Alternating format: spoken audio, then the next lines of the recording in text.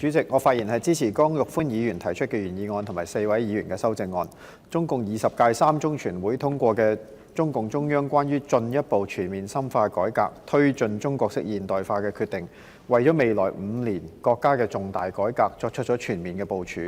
中央港澳辦主任、國務院港澳辦主任夏寶龍亦都強調，香港要識變、應變、求變，通過改革實現更加好嘅發展。希望香港銳意改革，主動作為。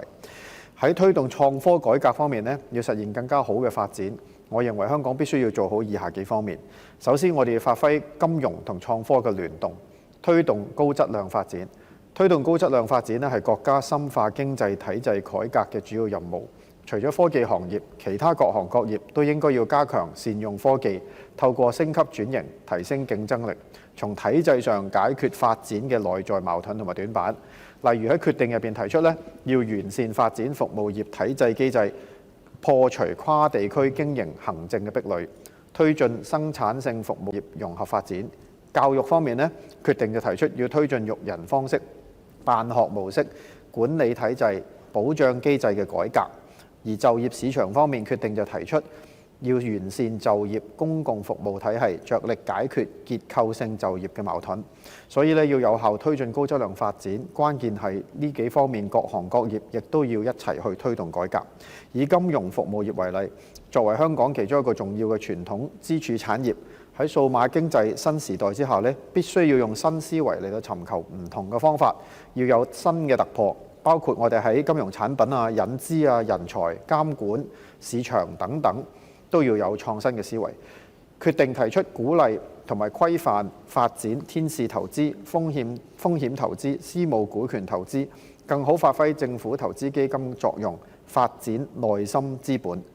要求構建同科技創新相應嘅科技金融體制，加強對國家重大科技任務同埋科技型中小企業嘅金融支持，完善長期資本投早、投小、投長期、投硬科技嘅支持政策。事實上呢個亦都係過去幾年我一路同政府提出嘅一個建議。特首喺新一份施政報告入邊亦都好高興見到成立咗天使母基金嘅一個建議，宣布設立100億元創科創業引導基金，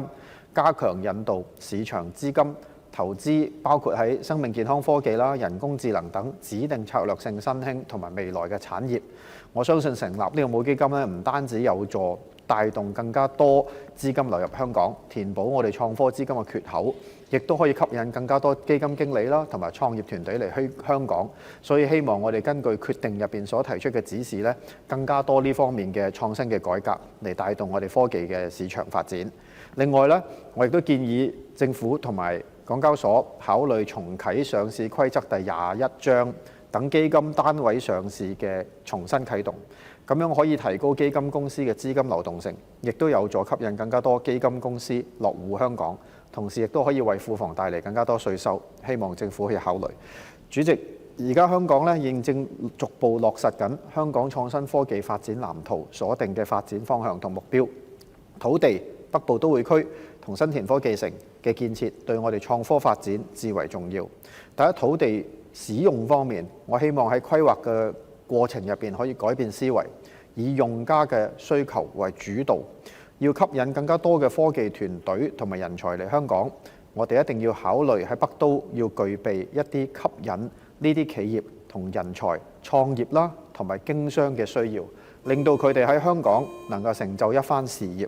我哋要做好北都嘅策略性規劃，提高競爭性，唔係淨係起靚啲樓，而係點樣能夠令到啲企業喺香港做大做強。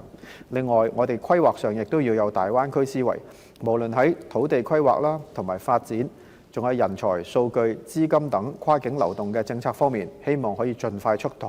令到我哋嘅標準同 GBA 大灣區更加融合互通。我哋可以令到我哋嘅科技公司、創科團隊、基金投資者等等都見到香港具有呢啲優良嘅條件同埋發展機會，先至值得佢哋來港同埋留港發展，善用香港以及大灣區其他城市嘅優勢資源。主席，本人謹此陳辭，支持原議案同所有修正案。